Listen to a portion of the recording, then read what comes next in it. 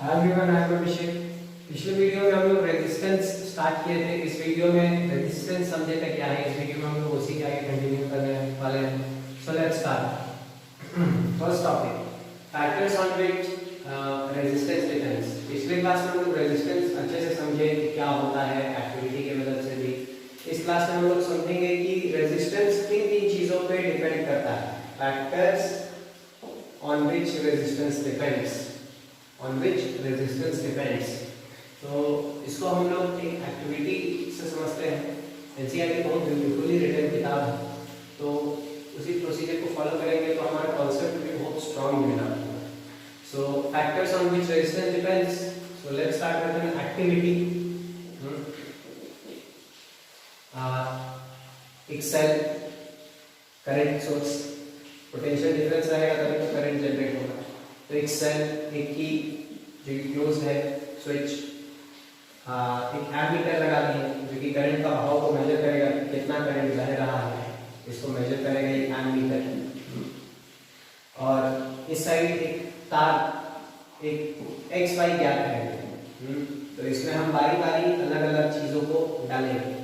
जैसे इस x Y gap में एक बार हम एक तार लगाएं, एक निक्रोम वायर लगाएं जिसका लेंथ मान लीजिए कुछ L है। जिसका लेंथ मान लेते हैं हम कि कुछ L है।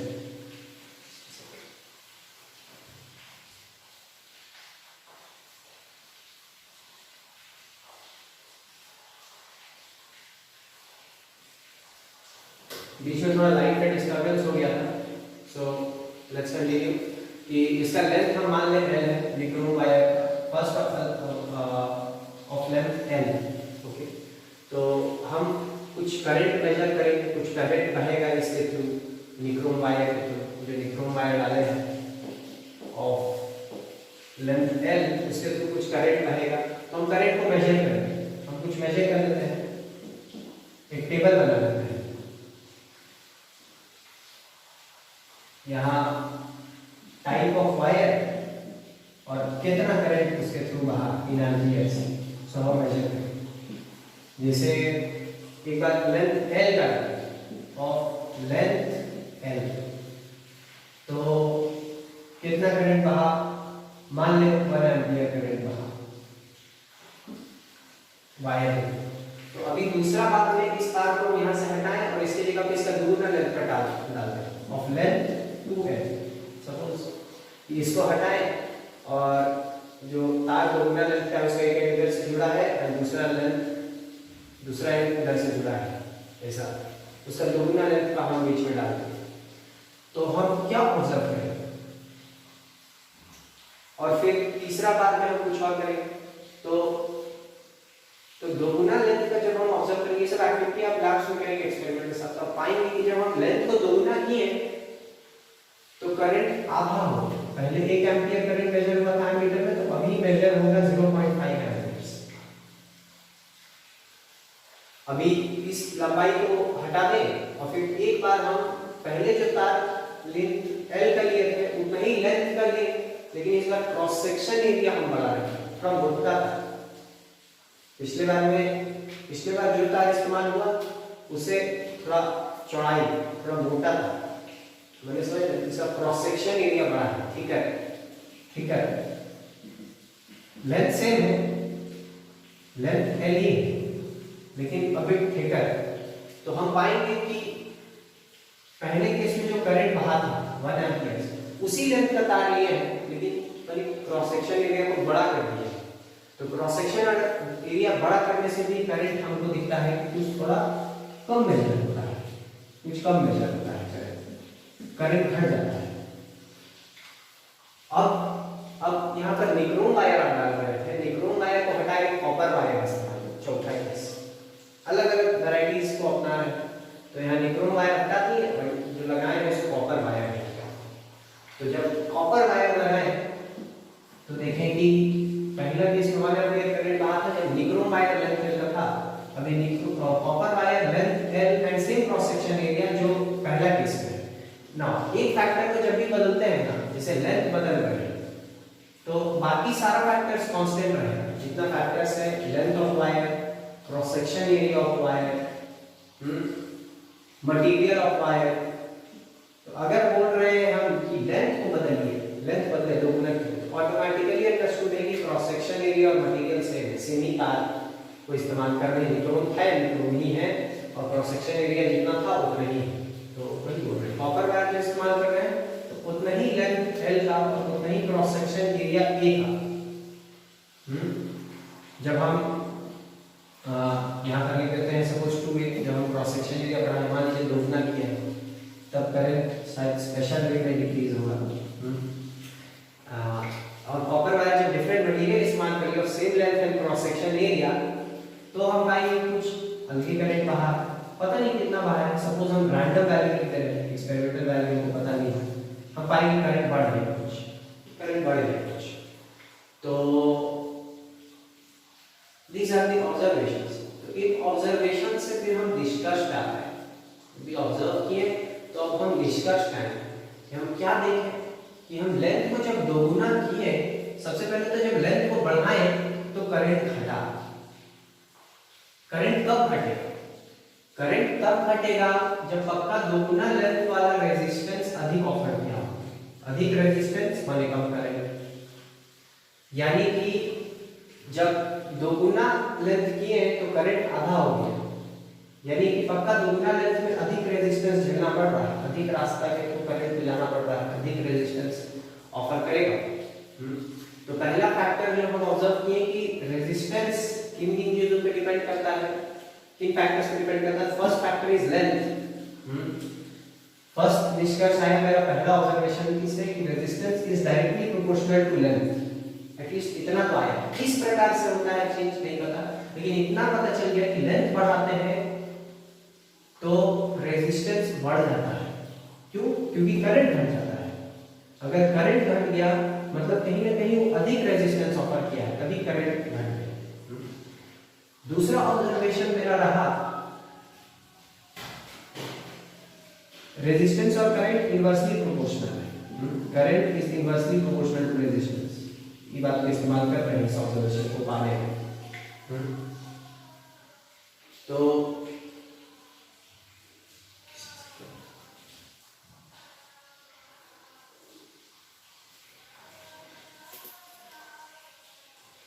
ना जब हम क्रॉस सेक्शन एरिया को दोगुना किए, क्रॉस सेक्शन एरिया को दोगुना किए, लेंथ को सेम रखते हैं, लेंथ वही है एल, और क्रॉस सेक्शन एरिया को दोगुना करते तो पाए करंट आधा हो गया, पर घट गया, कितना दिख रहा है, ये क्रॉस सेक्शन एरिया बढ़ाए तो करंट घट गया, यानी कि जो रेजिस्टेंस है, दूसरा resistance, it is inversely proportional to cross section area. Cross section area बढ़ाते हैं तो घट जाता है, इसको इनवर्स प्रोपोर्शनलिटी बोलते हैं। मैथ्स में इस प्रकार से लिखते हैं, some quantity proportional to 1 by another quantity, इस प्रकार से हम इनवर्स प्रोपोर्शन को लिखते हैं। ये मैथमेटिक्स का पार्ट है।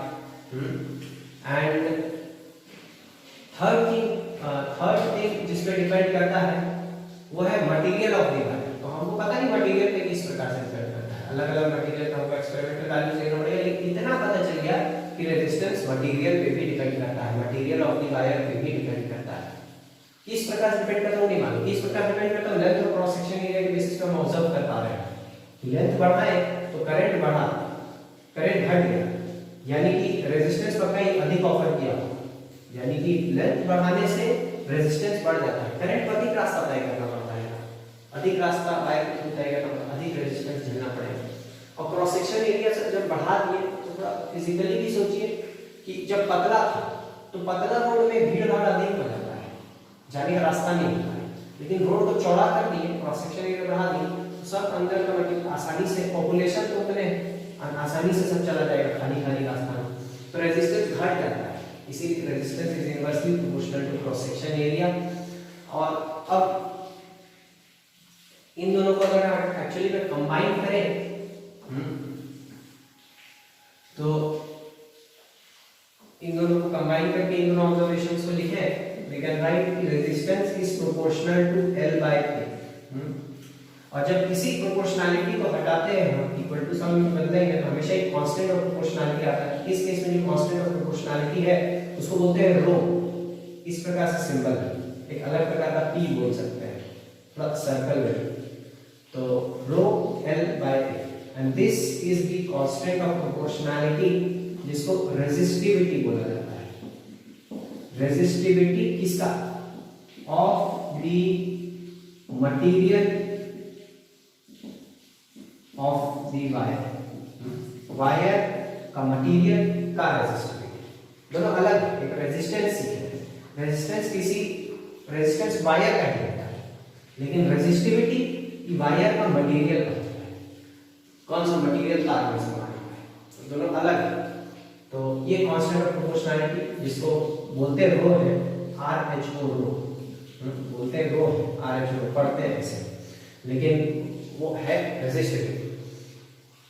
रेजिस्टिविटी का यूनिट क्या हो देख लेते हैं, इसी को थोड़ा अरेंज करके। रेजिस्टिविटी इक्वल टू लिखिए, रो इक्वल टू लिखेंगे तो R into A resistance into cross section area by length होगा। यानी कि रेजिस्टेंस का यूनिट क्या था?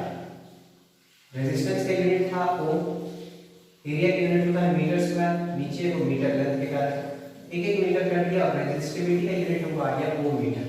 सो this is the SI unit of resistivity, ohm meter. तो अंडरस्टूड, एसआई यूनिट रेजिस्टिविटी का है ओम मीटर। तो हम लोग क्या क्या सीखे? Factors on which resistance depends, वो सीखे कि किस प्रकार से रेजिस्टेंस डिपेंड करता है। तो तीन चीजों पे, अब निष्कर्ष किन किन चीजों पे डिपेंड करता है? तो first is length of the wire. ध्यान से सुनिए कि फॉर्मूला, बेवकूफ के लिए फॉर्मूला होता है R is equal to rho L by A, लेकिन जो बुद्धिमान है उसके लिए फॉर्मूला होता है वो इस प्रकार से फॉर्मूला, मतलब उसको भले ही रटा में से है लेकिन उसको पता है it is resistance of a wire is equal to resistivity of the material of the wire multiplied by length of the wire divided by cross section area of the wire। तो इस प्रकार से शब्दों में भी याद रखिएगा, आपको इसका फायदा न्यूमेरिकल्स बनाते वक्त पता चलेगा, पता होना चाहिए क्या है एकदम to the point. Resistance of a wire is equal to resistivity of the material of the wire multiplied by length of the wire divided by cross section area of the wire. तो factors तीन चीजों पे depend करता है, resistance, length of the wire, cross section area of the wire and material of the wire. So लिखवाने का सब एकदम पॉइंट वाइज बढ़िया है, बात समझने का होता है, समझ नहीं है तो सब खेल रही। सो फैक्टर्स हो गया, अच्छे से सीख लिए कि फैक्टर्स पे डिपेंड करता है, किस प्रकार से डिपेंड करता है। रेजिस्टिविटी सीख लिए, उसका ऐसा यूनिट सीख लिए।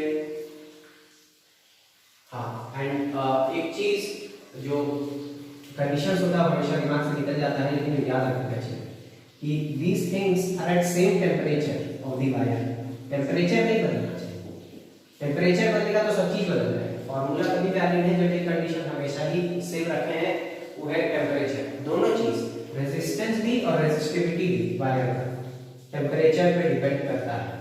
टेम्परेचर बदलिएगा तो दोनों बदलेंगे। जो रेजिस्टिविटी है,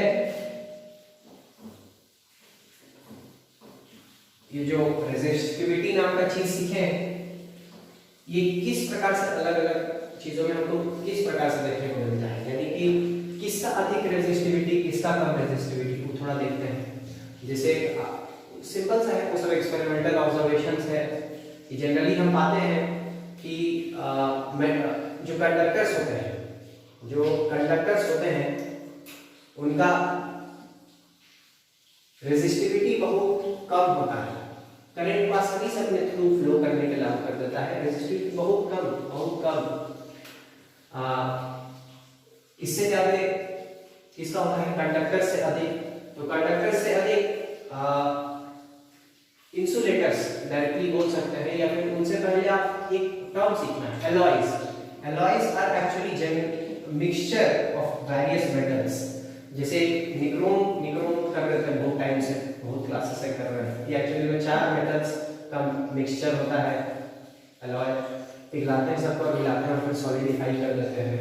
निकल, क्रोमियम, मैंगनीज एंड आयरन, 4 का मिक्सचर होता है। तो एलॉयज, जब हम एलॉयज मेटल के मिक्सचर बनाते हैं ना, तो उसका इंडिविजुअल मेटल्स, जो प्योर मेटल्स होता है ना, उससे हमको उसका रेजिस्टिविटी अधिक देखने को मिलता है, कि रेजिस्टिविटी का ऑर्डर अलग अलग चीजों में। तो कंडक्टर्स का सबसे कम आसानी से जो प्योर अलाउ कर देगा इलेक्ट्रिसिटी को पार होने, बहुत कम रेजिस्टिविटी ऑफर करता है,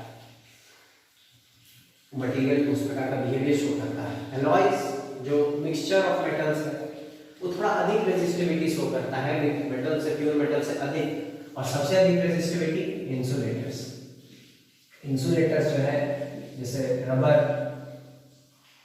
प्लास्टिक चीजों का जो भी बना है, अलाउ नहीं करेगा इलेक्ट्रिसिटी को खुद से पास करने के लिए, बहुत अधिक रेजिस्टिविटी ऑफर करता है, अलाउ नहीं करेगा इलेक्ट्रिसिटी को खुद से पास करने के लिए। इसीलिए जनरली फिर गिव रीजंस में भी बहुत सारा क्वेश्चन पूछा जाता है। सबसे पहले तो एक टेबल है यहाँ पर, इस रिलेशन को समझने के लिए आसानी से एनसीईआरटी में टेबल देखकर भी सीख सकते हैं। एनसीईआरटी में अच्छे से टेबल टैबुलेट कर दिया है, इसमें क्लियर दिख रहा है कि कंडक्टर्स एक्सपेरिमेंटल वैल्यूज के साथ कि कंडक्टर्स का सबसे कम रेजिस्टिविटी होता है, बेस्ट कंडक्टर जो दिया है वो सिल्वर है, जिसका रेजिस्टिविटी सबसे कम है, यानी कि वो बहुत आसानी से, सबसे आसानी से इलेक्ट्रिसिटी को फ्लो करने के लिए अलाउ करेगा।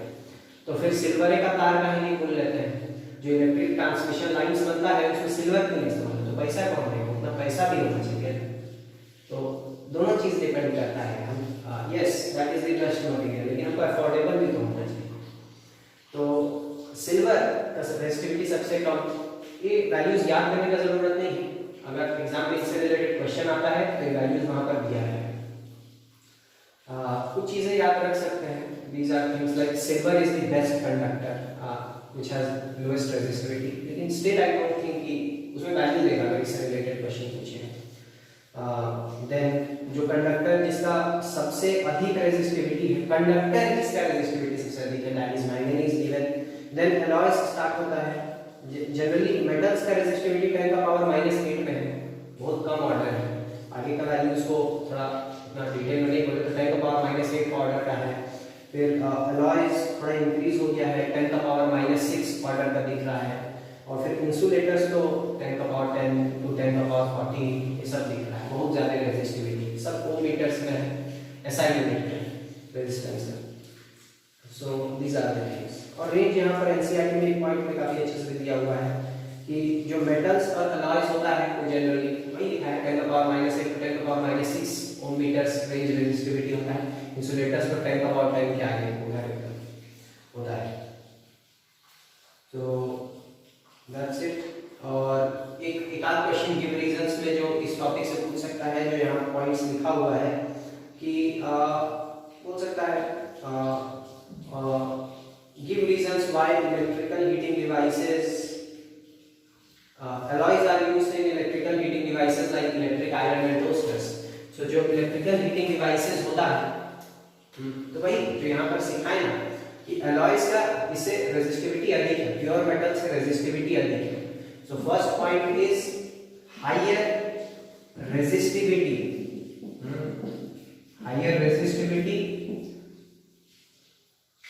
and also obviously a good conductor of electricity.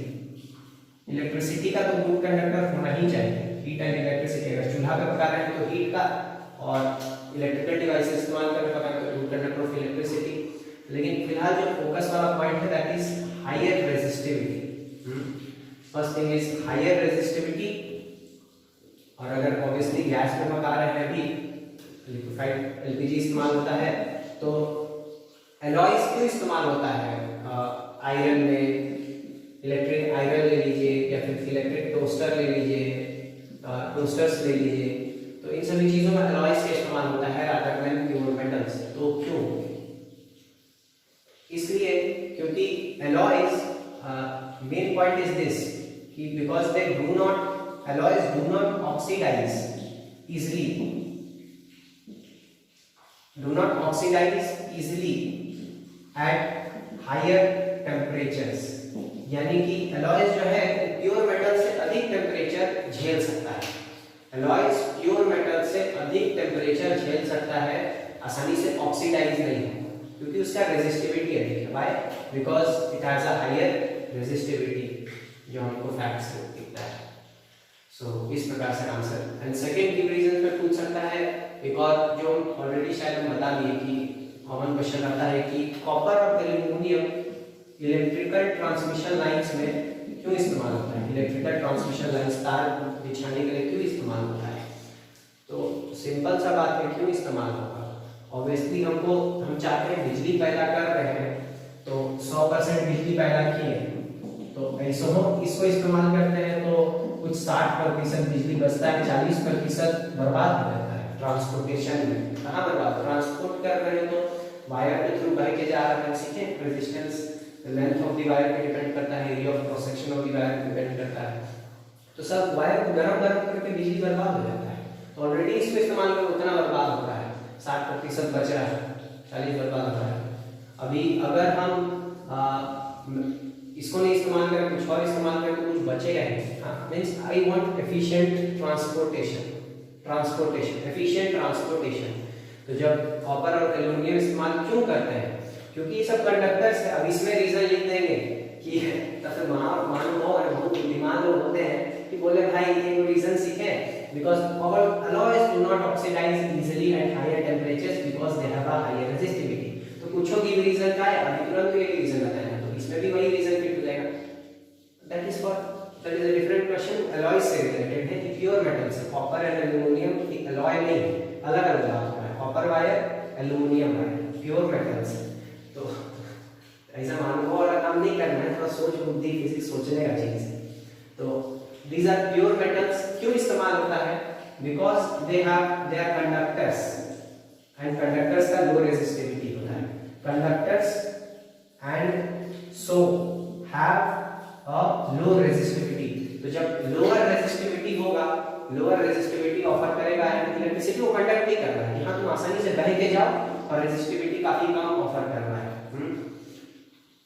तो इसलिए इस्तेमाल करते हैं और थोड़ा अफोर्डेबल भी है, ये भी रीजन लिख सकते हैं कि इट इज अफोर्डेबल। तो सिल्वर इस्तेमाल कर रहे थे, चांदी का तार बिछेगा फिर बहुत कम खर्च होगा, बहुत आगे तक और अधिक ट्रांसपोर्ट हो पाएगा, लेकिन वैसे अफोर्डेबल नहीं होगा कहीं के लिए।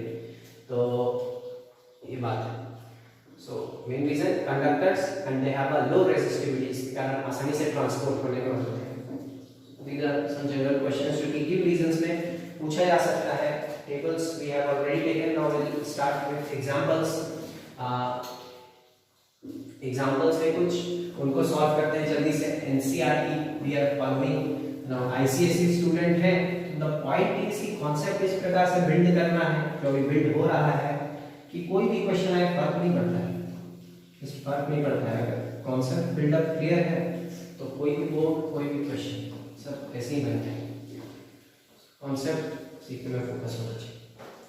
So let's start with examples. Example 12.3 जल्दी हम लोग देखते जाएंगे। How much current will an electric bulb draw from a 220 volt source if, question आप बुक में देख सकते हैं, if the resistance of the bulb filament is 1200 ओम। तो एक केस 1 है जिसमें बोल रहा है, केस 1 है जिसमें बोल रहा है कि एक बल्ब है, बल्ब का हम वोल्टेज सोर्स से कनेक्ट किए हैं 220 वोल्ट और उसका रेजिस्टेंस है बल्ब का 1200 ओम। इतना बात हमको बताया। तो अब पूछ रहा है कि बल्ब के थ्रू कितना करंट बहेगा बताइए। तो इसे बच्चा वाला क्वेश्चन है, कुछ सोचना थोड़ी। तो V R और करंट में हमको एक ही रिलेशन पता है, Ohm's law, V is equal to I R. अभी इसी का अलग अलग प्रकार से इस्तेमाल होता है, कभी ऐसे इस्तेमाल होगा, तीन वो चीज है, या पोटेंशियल डिफरेंस पूछेगा तो ऐसे इस्तेमाल होगा, करंट पूछेगा तो ऐसे इस्तेमाल होगा, और रेजिस्टेंस पूछेगा तो ऐसे इस्तेमाल होगा, बस। तो हमको फिलहाल पूछा क्या है, करंट पूछा है, तो ऐसे इस्तेमाल किया। 50 भी याद रखने की जरूरत नहीं, इससे तुरंत कर सकते हैं ना, इधर डिवाइड कर दें। तो V by R 220 वोल्ट्स बटे 1200 ohm. So and this is amperes. ठीक है, इसको कैलकुलेशन कर लेंगे, कैलकुलेशन में बड़ा बात नहीं, हम यहाँ से लिख के डायरेक्टली लिख दे रहे हैं, या फिर यहाँ काट सकते हैं। 11/60 which is approximately 0.18 एम्पियर्स। इतना करंट हमको आया कि बल्ब के फिलामेंट थ्रू है। नाउ आगे क्या है कि how much current will an electric heater draw from a 220 volt source if the resistance of the heater coil is 100 ohm?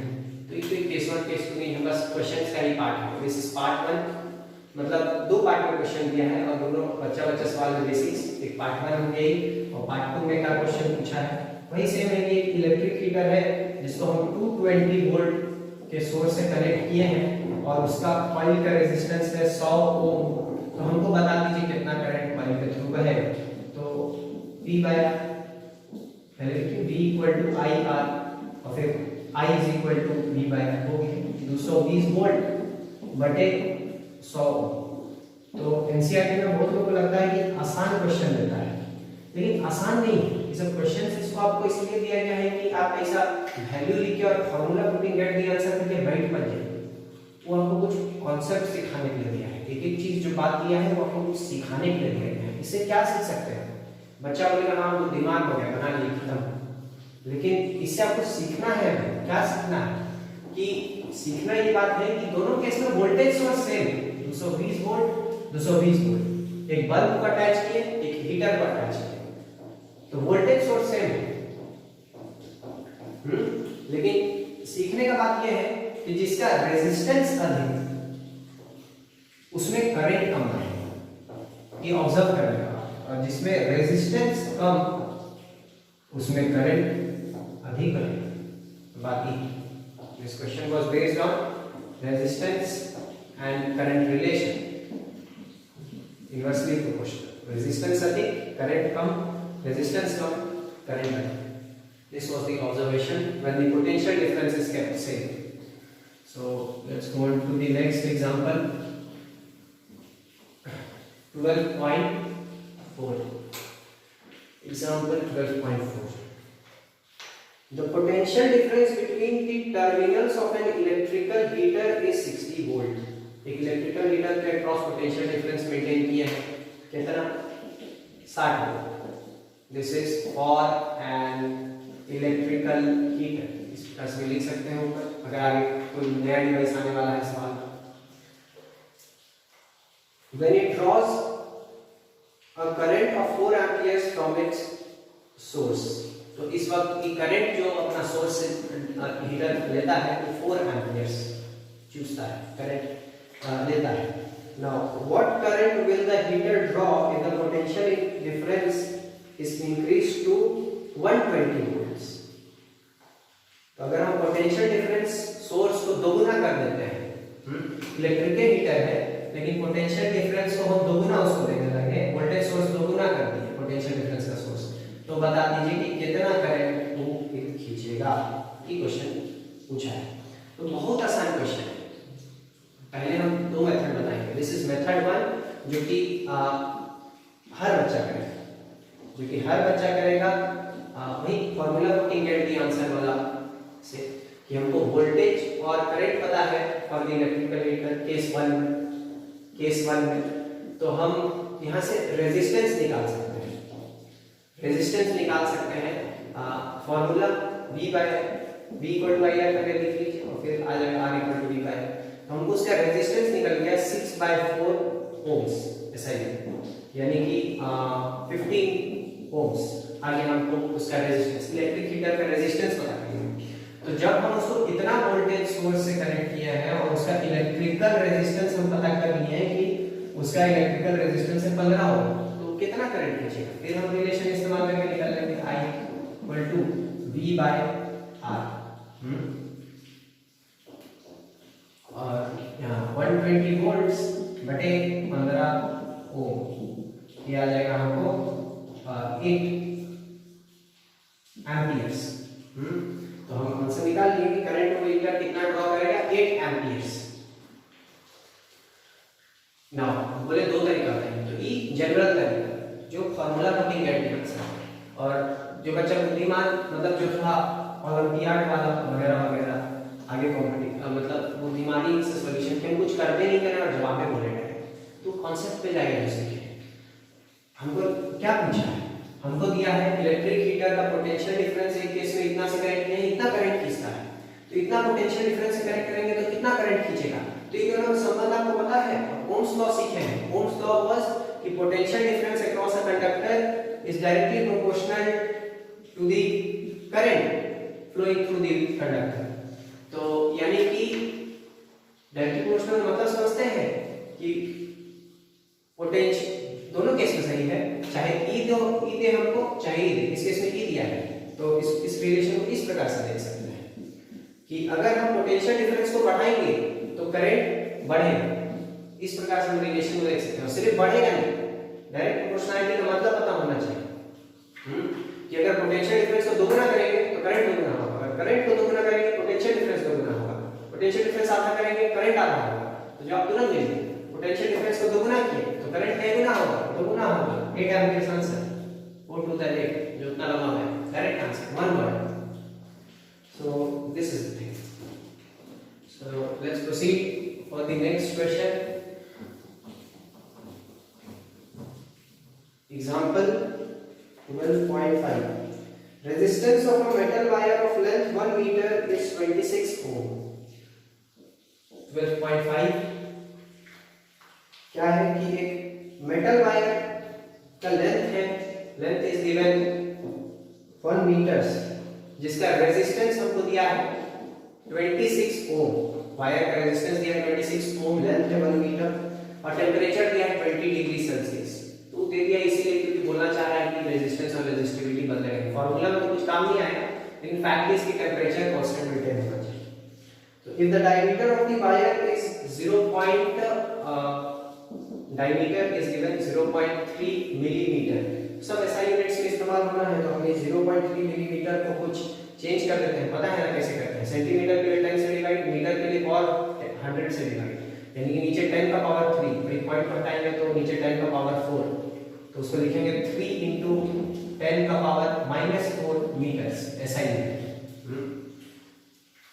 Now what will be the resistivity of the material at that temperature? तो इस temperature पे 20 degree Celsius पे ही, क्योंकि उसी temperature पे हम निकाल सकते हैं। रेजिस्टेंस हमको दिया है at 20 डिग्री सेल्सियस, तो रेजिस्टिविटी भी हम at 20 डिग्री सेल्सियस ही निकाल सकते हैं। दूसरा टेम्परेचर में रेजिस्टिविटी दूसरा होता है, ई रेजिस्टेंस उसको कोई मतलब नहीं है। And using table 12.2 predict the material of the wire. फिर टेबल 12 जो दिया है पीछे उसका इस्तेमाल करें और मटेरियल भी प्रेडिक्ट किया जाएगा। ठीक है, पहले रेजिस्टिविटी निकालते हैं फिर टेबल से मैच कर लेंगे। फार्मूला क्या है?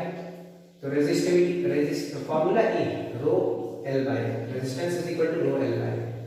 तो इसको पहले रेजिस्टिविटी के टर्म्स में लिखिए कि रेजिस्टिविटी इक्वल टू होगा resistance multiplied by cross section area divided by length.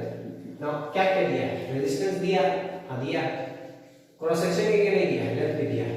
तो इस क्रॉस सेक्शन एरिया को डायमीटर के टर्म्स में लिख दीजिए कि cross section area circle wire, तो सर्कल का एरिया तो पता होगा पाई आर स्क्वायर, और डायमीटर अगर इसकी जगह पे d/2 लिख दें तो पाई d square by 4, this is the cross section area. तो पाई d स्क्वायर बाय 4 है, ई हो गया फाइनल। अब वैल्यूज डाल दीजिए। रेजिस्टेंस हो गया 26, अभी हम यूनिट्स नहीं फॉलो कर रहे, सब ऐसा यूनिट में है, हमको पता है। रेजिस्टिविटी कैसे है? ओम मीटर, बगल में लिख देंगे direct.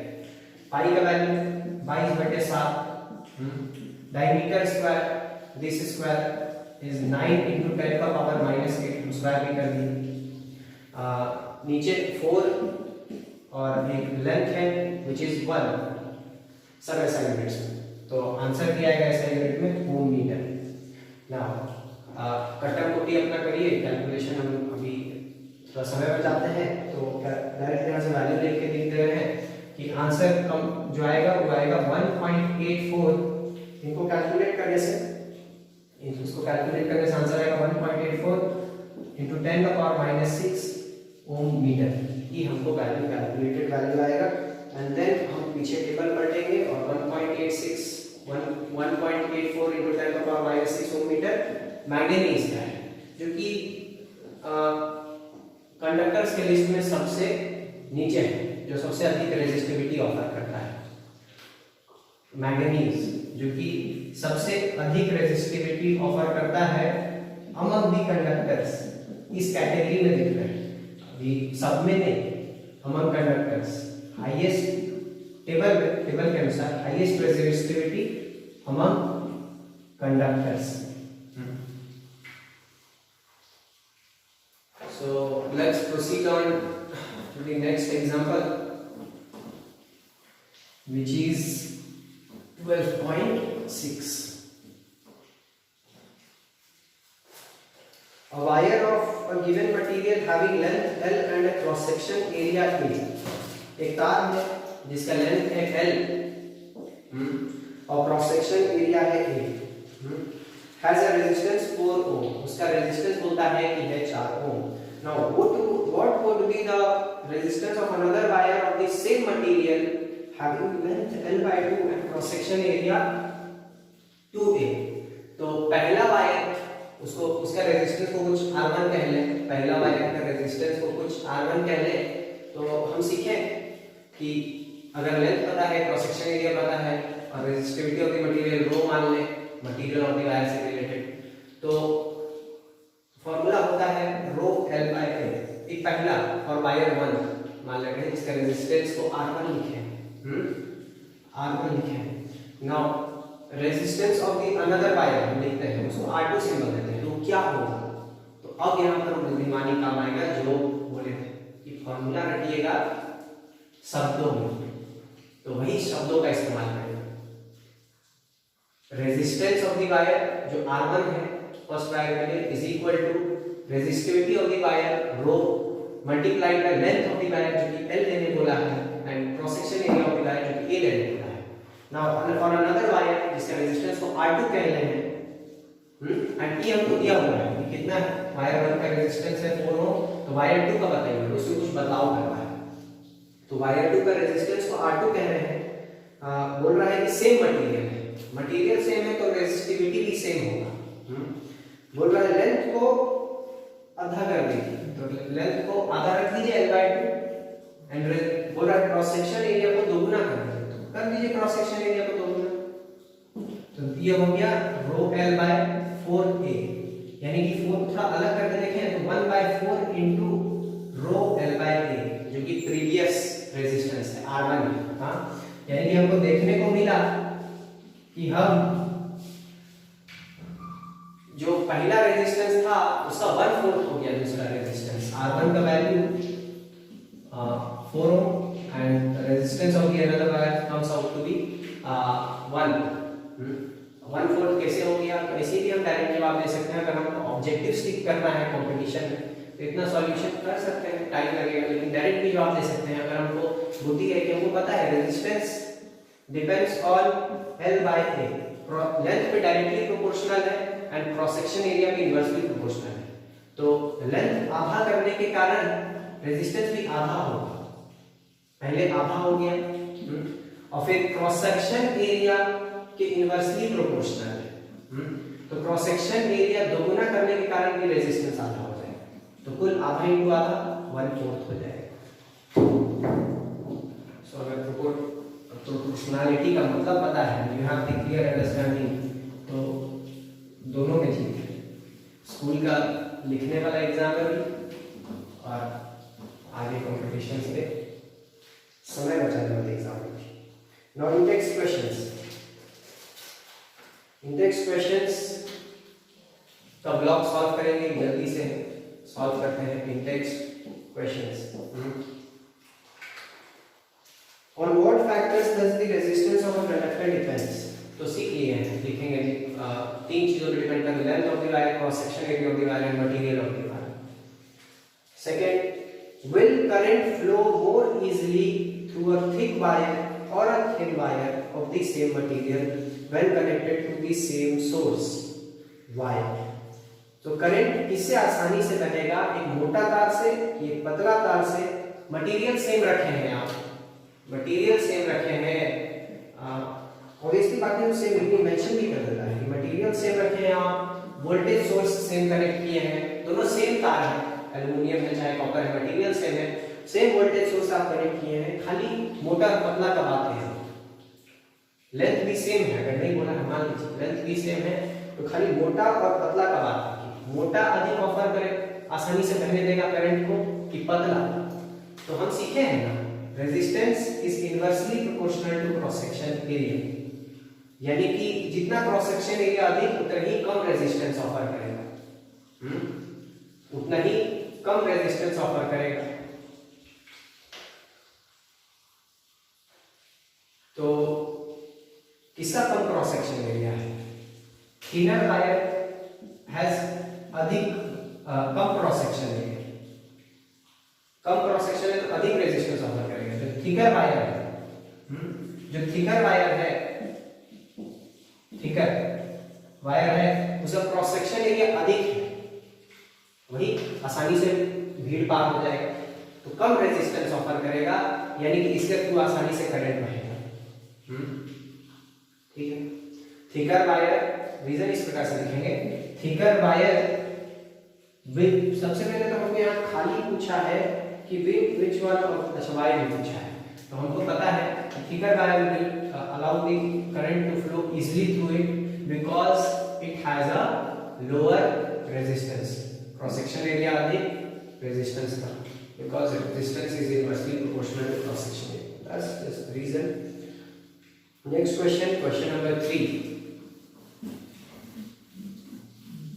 Question number 3. Let the resistance of an electrical component remain constant while the potential difference across the two ends of the component decreases to half of its former value.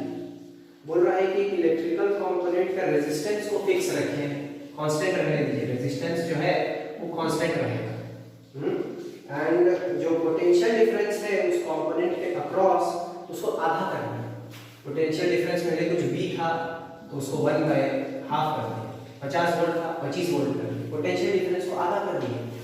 तो What change will occur in the current through it? तो current में क्या बदलाव होगा? Question सुनते ही बच्चा का दिमाग में फ्यूज उड़ जाता है, क्योंकि कॉन्सेप्ट क्लियर है। जिसका कॉन्सेप्ट क्लियर है तो हंसते खेलते सोते खाते पीते सवाल। तो पोटेंशियल डिफरेंस को आधा किए हैं तो बोल रहा है करंट में क्या बदलाव है? तो E कांस्टेंट है, अब इससे कुछ मतलब नहीं है, E कांस्टेंट। तो पोटेंशियल डिफरेंस को आधा किए हैं तो हम डायरेक्ट जवाब दे सकते हैं कि since current is directly proportional to potential, यही तो उसका है, proportional to I, potential difference is directly proportional to the current। ऐसे भी लिख सकते हैं, ऐसे भी लिख सकते हैं, वही पिछला साल में देखा। इसको दोगुना करेंगे ये भी दोगुना होगा, इसको आधा करेंगे ये भी आधा होगा। डायरेक्ट प्रोपोर्शनलिटी का मतलब ये है, तो पोटेंशियल डिफरेंस को आधा किया तो करंट भी आधा हो जाएगा। Since therefore current will be half, short answer खत्म। This is question number 4. Why are coils of electric toasters and electric irons made of an alloy rather than a pure metal? कि alloy का क्यों बना होता है electric toasters, electric irons, alloys का क्यों बना होता है? बता दिए, पढ़ाते पढ़ाते ही बता दिए कि alloys generally higher resistivity का होता है than pure metals. Therefore, they do not oxidize easily at higher temperatures. Question number 5. Use table 12. Use the data in 12.2 to answer the following. तो टेबल का डेटा हमेशा ही यूज करने बोलेगा या फिर क्वेश्चन में बोल देगा, दे देगा, वैल्यू दे देगा। अगर उससे रिलेटेड क्वेश्चन पूछेगा, क्वेश्चन में वैल्यूज ही दे देगा कि resistivity of copper is this, aluminium is this, तब उससे क्वेश्चन पूछेगा। उसे डरने का नहीं है, वो टेबल रखना है। Which among iron and mercury is a better conductor? Iron और मरकरी में कौन बेटर कंडक्टर है? तो बेटर कंडक्टर वो आसानी से टू इलेक्ट्रिसिटी को फ्लो करने के अलाउ करेगा, जिसका रेजिस्टिविटी कम। खाली टेबल देखना है।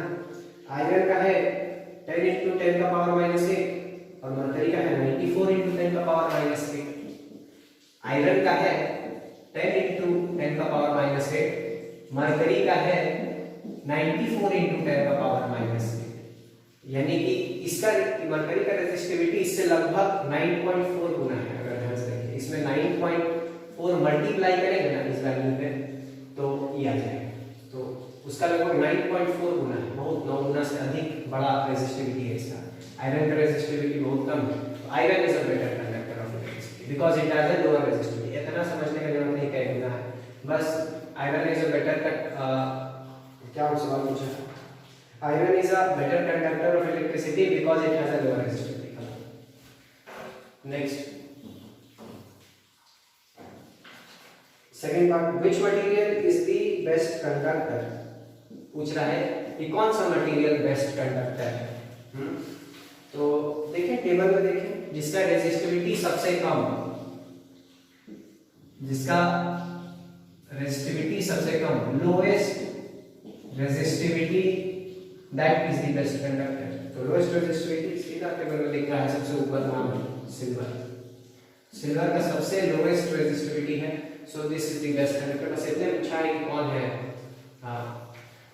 बेस्ट कंडक्टर, तो सिल्वर लिख देंगे। और इग्नो जो has the lowest resistivity from the table, I don't know whether it is the best among all the elements known to us, लेकिन from the table at least. और अगर रीजन पूछे भी तो हम यही लिखेंगे, silver because it has a lower resistivity, lowest resistivity. So that's it for today. Hope you like the video. अगर कुछ doubts हैं, you can write in the comment section. Please share and subscribe in the channel and stay tuned for the next upcoming ones. Thank you.